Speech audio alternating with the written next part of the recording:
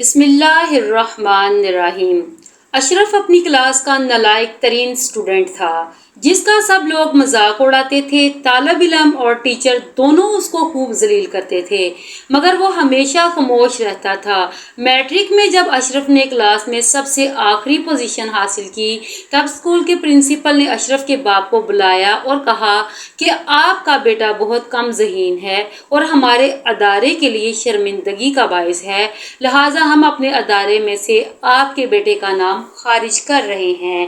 یہ ایک ایسا ادارہ ہے جہاں صرف برائٹ اسٹوڈنٹ پڑھا کرتے ہیں جو آنے والے دنوں میں اس ملک اور قوم کی خدمت کرتے ہیں اور اس ادارے کا اور قوم کا نام روشن کرتے ہیں، مگر آپ کے بیٹے میں اس طرح کی کوئی خوبی نہیں۔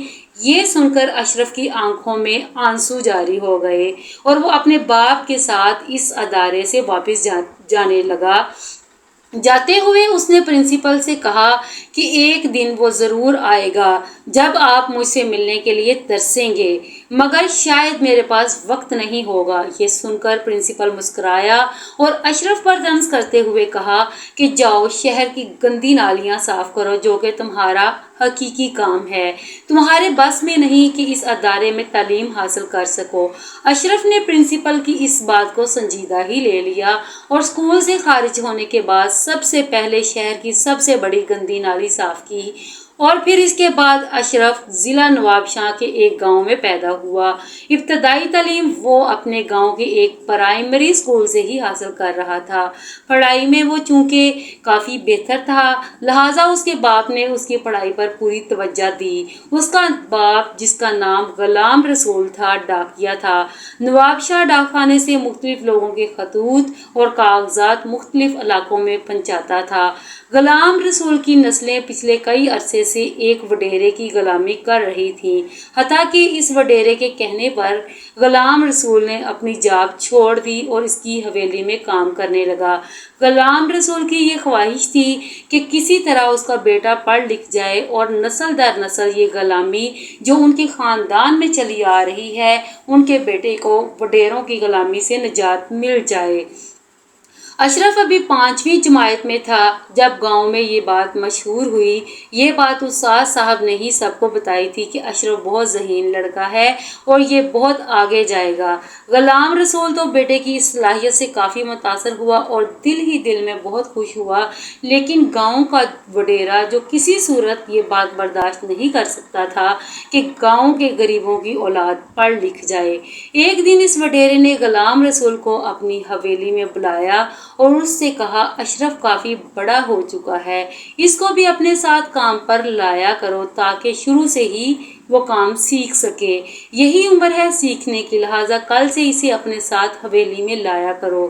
یہ سن کر غلام رسول کافی حیران ہوا اور دل میں سوچنے لگا کہ ایسا کیسے ممکن ہے کہ میں اپنے بیٹے کو ابھی سے ان کی غلامی پر لگا لوں۔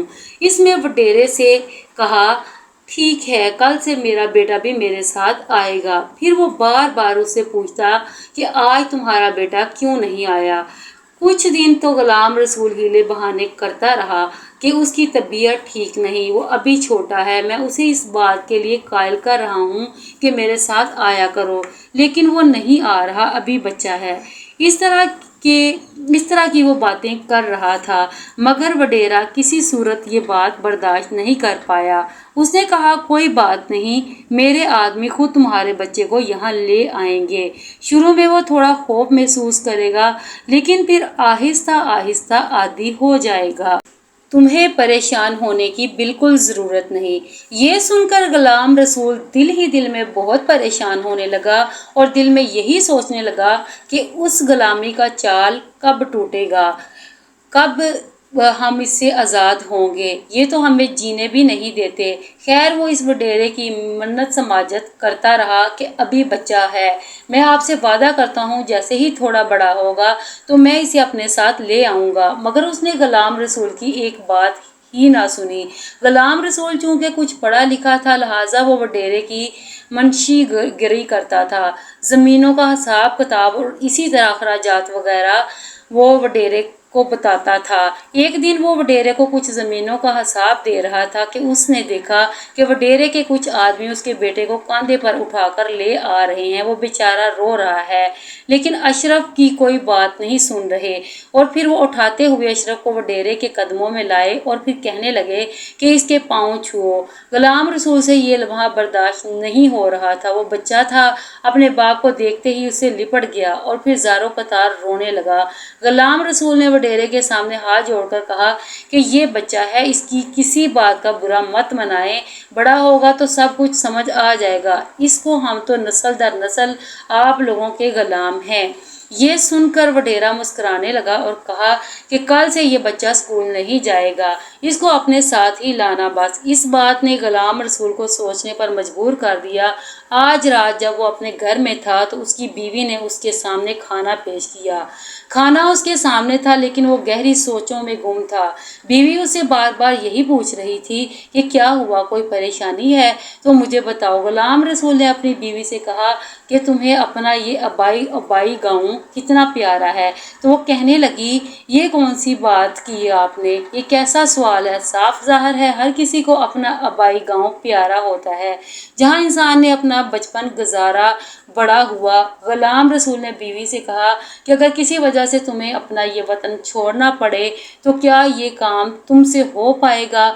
शोहर की ये बात सुनकर बीवी थोड़ी सी परेशान हुई और फिर अपने शोहर से कहने लगी कि आप खुलकर बात करें, आप ऐसा क्यों कह रहे हैं और हम भला क्यों जाएंगे। गुलाम रसूल ने अपनी बीवी से कहा कि मेरी बात गौर से सुनो और इस राज को राज ही रखना। हम ये गांव छोड़कर जाएंगे, लेकिन वो भी आधी रात को, और किसी को ये बात बताने की ज़रूरत नहीं। हमारे यहाँ थोड़ी बहुत ज़मीनें हैं, पहले मैं राजदारी से इन ज़मीनों की कीमत लगाऊंगा, इसको फ़रोख्त करूंगा, इसके बाद हम यहाँ से चले जाएंगे। देखो मेरे बेटे की तरफ गौर से देखो, कितना प्यारा मासूम है और पढ़ाई में बहुत अच्छा है। गुलामी की ये जंजीरें जो हमारे ख़ानदान ने पिछले कई सालों से पहनी हैं, मैं इन जंजीरों को तोड़ना चाहता हूँ। अपने बेटे को किसी तौर पर इन वडेरों की गुलामी में नहीं देखना चाहता, मगर यहाँ रहते हुए ऐसा मुमकिन नहीं है। शोहर की ये बात सुनकर उसकी बीवी रोने लगी और कहा, हमारा इस दुनिया में कौन है कि हम कहाँ जाएंगे। आप तो अच्छी तरह जानते हैं जो भी है हमारा इसी गांव में ही है। गुलाम रसूल ने बीवी से कहा कि अल्लाह की ज़मीन बहुत वसी है। कराची में मेरा एक बचपन का दोस्त है, मैं कुछ दिन उसके साथ वहीं रह लूँगा, उसके बाद हम अपना घर खरीद लेंगे, तो तुम्हें परेशान होने की ज़रूरत नहीं। गुलाम रसूल ने अपनी ज़मीनों का एक आदमी से सौदा तय किया और उसे मना किया कि किसी तौर पर वडेरे को ये नहीं बताना कि मैंने अपनी ज़मीनें फ़रोख्त की हैं। 20 लाख में इस ज़मीनों का सौदा हुआ और अब गुलाम रसूल अच्छे मौके की तलाश में था कि किसी रात वो अपनी फैमिली को साथ लेकर कराची की तरफ रवाना हो जाएगा। उसका दोस्त अयूब, जो कि उसके साथ ही जॉब करता था और कराची में शिफ्ट हो चुका था, वो अपने दोस्त के पास ही जा रहा था। ये आधी रात का वक्त था जब गुलाम रसूल अपनी बीवी और बच्चे को लेकर स्टेशन पहुंचा और ट्रेन का इंतज़ार करने लगा। उसका दिल ज़ोर ज़ोर से धड़क रहा था। वो एक ऐसे सफ़र पर था जो शायद इतना आसान नहीं था, लेकिन चूंकि अभी तक वो ट्रेन का इंतज़ार कर रहा था और उसे इस बात का भी खदशा था कि वडेरे के आदमी किसी तरह अगर स्टेशन पर पहुंच गए तो उसे ज़िंदा नहीं छोड़ेंगे। गुलाम रसूल की बीवी दिल ही दिल में अल्लाह ताला से दुआएं कर रही थी कि ये सफ़र खैरियत से गुजरे और अल्लाह हमें इस वडेरे के शर से बचाए। अल्लाह अल्लाह करके ट्रेन आई तो गुलाम रसूल की सांसें बहाल होने लगीं। उसे अब महसूस होने लगा था कि वो आज़ाद फ़ज़ाओं में सांस ले सकता है। उसकी औलाद अब किसी की गुलामी नहीं करेगी। एक दिन के सफ़र के बाद वो कराची पहुंचा तो अयूब ने उसे खुशामदीद कहा। गुलाम रसूल बार बार अपने दोस्त से यही कह रहा था कि मैं एक किराए का मकान तलाश करता हूँ, बस कुछ दिन के लिए तुम्हें ये तकलीफ़ बर्दाश्त करना पड़ेगी और हमें अपने घर में बर्दाश्त करना पड़ेगा। और उनकी ये बात सुनकर उसके दोस्त ने कहा कि यार कैसी बातें कर रहे हो और ऐसी बातें करके क्यों मुझे शर्मिंदा कर रहे हो। तुम अच्छी तरह जानते हो कि तुमने मेरी किस तरह मदद की, मुश्किल वक्त में मेरा साथ दिया। मेरी बीवी का ऑपरेशन था और मेरे पास पैसे नहीं थे उस वक्त भी तुमने ही मेरी मदद की थी, और जिस घर में मैं रह रहा हूँ उसको ख़रीदने के लिए भी मुझे पैसों की बहुत ज़रूरत थी, क्योंकि पैसे कम पड़ चुके थे। इस मौका पर भी तुमने ही मेरी मदद की थी, और अब ऐसी बातें करके मुझे शर्मिंदा कर रहे हो। इसे अपना ही घर समझो, ऐसी बात दोबारा मत करना। कुछ दिनों बाद एक किराए का मकान तलाश कर लिया गया, लेकिन गुलाम रसूल का यही इरादा था कि वो हमेशा कराची में ही रहेगा और अपना ज़ाती घर ख़रीद लेगा। गांव से ज़मीनें जो उसने फ़रोख्त की थी उसके पास वो पैसा भी मौजूद था, और उसका इरादा था कि एक अच्छी लोकेशन पर कोई घर ख़रीद लेगा। वो अपने बेटे की पढ़ाई किसी सूरत डिस्टर्ब नहीं करना चाहता था, लिहाजा बेटे के लिए एक अच्छा अदारा तलाश करने लगा। अयूब के मशवरे पर ही उसने अपने बेटे के लिए एक इंग्लिश मीडियम स्कूल का इंतखाब किया। अशरफ को स्कूल में दाखिल करवाया गया, मगर इस स्कूल में तालीम हासिल करना अशरफ के लिए इतना आसान नहीं था। एक तो वो स्कूल में अजनबी था, सारे बच्चे जो शहरी माहौल में पढ़े लिखे थे। अशरफ इन बच्चों से हिचकिचाता था। वो क्लास में पढ़ता तो था, लेकिन किसी से बात नहीं करता था। ब्रेक टाइम में भी अक्सर अकेला फिरता रहता था। क्लास टीचर्स ने ये बात नोट की थी कि अशरफ की हिचकिचाहट किसी सूरत कम नहीं हो रही। उन्होंने अशरफ में एतमाद लाने की बहुत कोशिश की, लेकिन उसने बात करने का एतमाद ना सीखा। इसकी वजह ये थी कि शायद अशरफ एक नए माहौल में आया था, और इस माहौल में एडजस्ट होने के लिए उसे थोड़ा सा टाइम अभी भी चाहिए था। क्लास के बच्चे उसे पेंडू कहकर पुकारते थे और उसके हुलिये का मजाक भी उड़ाते थे, मगर अशरफ ऐसा बिल्कुल नहीं था कि किसी को कोई नफरत अंगेज जवाब देता। वो हमेशा अपने काम से काम रखता था। वो बच्चा जो अपने आबाई गांव में पहली पोजीशन ले रहा था, इधर हमेशा आखिरी पोजीशन लेता। नंबर इतने कम लेता कि स्कूल के टीचर्स और प्रिंसिपल हमेशा उससे नाला रहते थे और नफरत अंगेज नज़रों से देखते थे।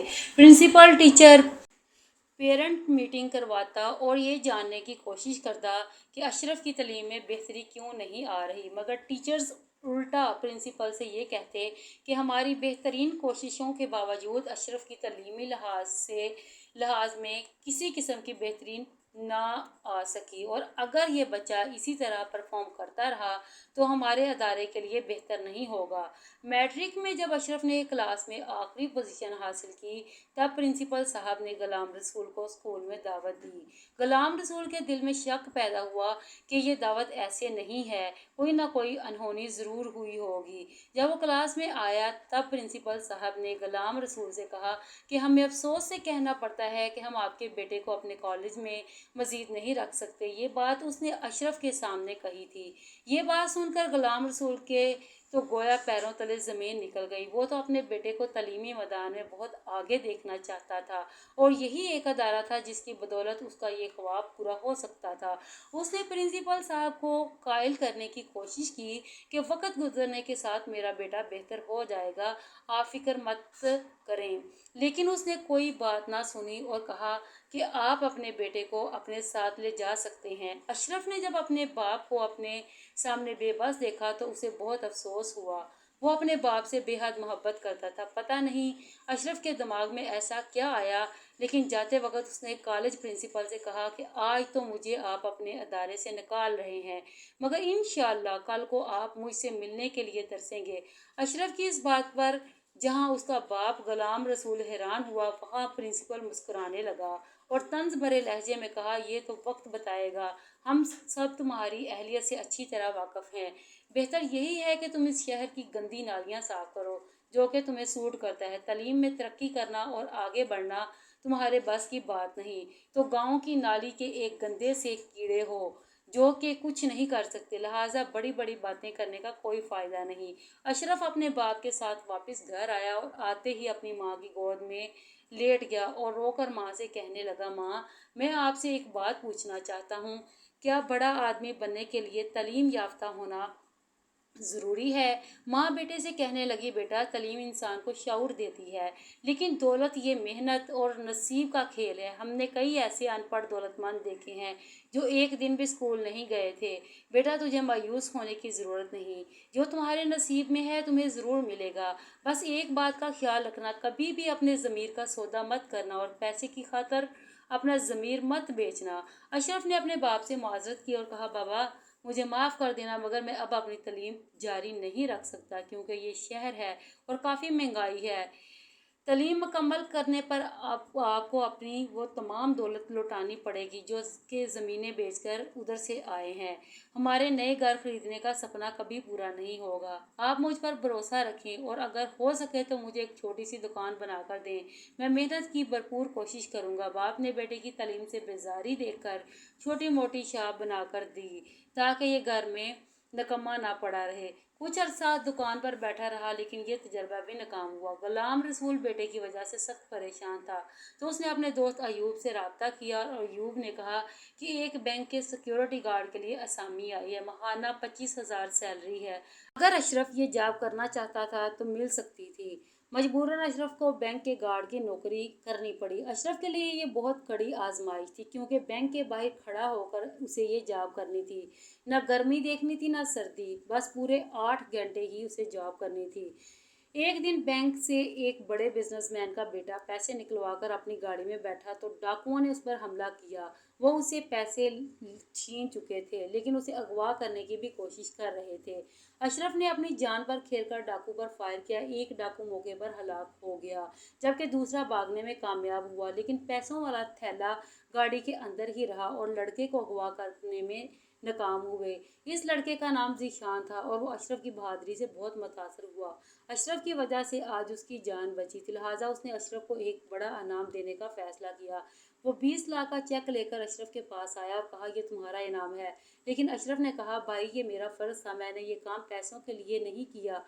ذیشان نے اپنے باپ سے کہلوا کر اشرف کو اپنے آفس میں ایک جاب دی جس کی سیلری بھی کافی اچھی تھی۔ اشرف اب ذیشان کے باپ کی کمپنی میں جاب کر رہا تھا۔ ذیشان کو اشرف پر بہت زیادہ بھروسہ تھا، لہٰذا وہ کہیں بھی جاتا تو اشرف کو ساتھ لے جاتا۔ ذیشان اپنے باپ کی دولت پر عیاشی کر رہا تھا، بڑے بڑے کلبز میں جاتا تھا اور اس کے علاوہ اسے ٹریولنگ کا بھی بہت شوق تھا، لہٰذا وہ جہاں بھی جاتا تو اشرف کی موجودگی میں اپنے آپ کو کافی سیکیور محسوس کرتا۔ ایک دن ایسے اشرف نے ذیشان سے پوچھا کہ تم اتنا پیسہ خرچ کر رہے ہو، تمہارا باپ کبھی اس بات پر اعتراض نہیں کرتا؟ اس پر ذیشان نے جواب دیا کہ اعتراض تو کرتا ہے لیکن چونکہ میں اس کا ایک ہی بیٹا ہوں، لہٰذا اگر میں اپنے باپ کی دولت استعمال نہیں کروں گا تو اور کون کرے گا؟ میری بہن تو ہر وقت کتابوں میں گم رہتی ہے اور اسے اس قسم کے کوئی شوق نہیں۔ ایک دن ذیشان اشرف کو ایک بڑے سے ہوٹل میں لے گیا ڈنر کے لیے اور کھانا کھانے کے دوران ذیشان نے اشرف سے ایک عجیب بات کہی جس کو سن کر اشرف حیران ہوا۔ کہنے لگا اشرف میں تمہیں اپنا سب سے قریبی دوست سمجھتا ہوں اس لیے یہ بات تم سے کہہ رہا ہوں۔ میں اپنے باپ کو جان سے مارنا چاہتا ہوں اور چاہتا ہوں کہ اس بات میں تم میری مدد کرو۔ اشرف نے حیران ہو کر پوچھا کہ باپ کو کیوں مارنا چاہتے ہو؟ تو ذیشان نے جواب دیا میں زندگی میں اپنے کئی سپنے پورے کرنا چاہتا ہوں اور ان سپنوں میں میرا باپ سب سے بڑی رکاوٹ ہے۔ اگر تم نے میرا یہ کام کیا تو میں تمہیں اتنے پیسے دوں گا جس کے بارے میں تم سوچ بھی نہیں سکتے اور ہر کام میں تجھے اپنا پارٹنر بنا لوں گا۔ اشرف نے کہا کہ مجھے یہ سوچنے کا موقع چاہیے، مگر یہ تو ایک بہانہ تھا۔ اشرف کبھی ایسا کام نہیں کر سکتا تھا کیونکہ اسے اپنی ماں کا یہ قول یاد تھا کہ بیٹا کبھی پیسوں کی خاطر اپنے ضمیر کا سودا مت کرنا۔ اشرف وہاں سے سیدھا سعود صاحب کے آفس میں آ گیا جو کہ ذیشان کا باپ تھا اور اسے اس بات سے آگاہ کیا کہ آپ کا بیٹا آپ کی جان لینا چاہتا ہے اور یہ کام وہ مجھ سے کروانا چاہتا تھا۔ سعود صاحب نے اشرف سے کہا کہ تم نے مجھے یہ بات کیوں بتائی جبکہ ذیشان تو تمہارا دوست ہے؟ اشرف نے کہا کہ بے شک وہ میرا دوست ہے لیکن وہ غلط راستے پر ہے۔ اگر ایک بیٹے کے ہاتھوں باپ کی موت ہوگی تو یہ تو میرے ضمیر کی ہی موت ہوگی کہ میں باپ کو اس بات سے آگاہ نہ کروں۔ سعود صاحب اپنی بیوی کے پاس گیا اور اسے بتایا کہ آپ کا بیٹا مجھے مارنا چاہتا ہے، میری جان لینا چاہتا ہے، محض اس لیے کہ میں اس سے کاروبار میں فوکس کرنے کا کہتا ہوں، کمپنی کو وقت دینے کا کہتا ہوں، مگر وہ عیاشی کرنا چاہتا ہے۔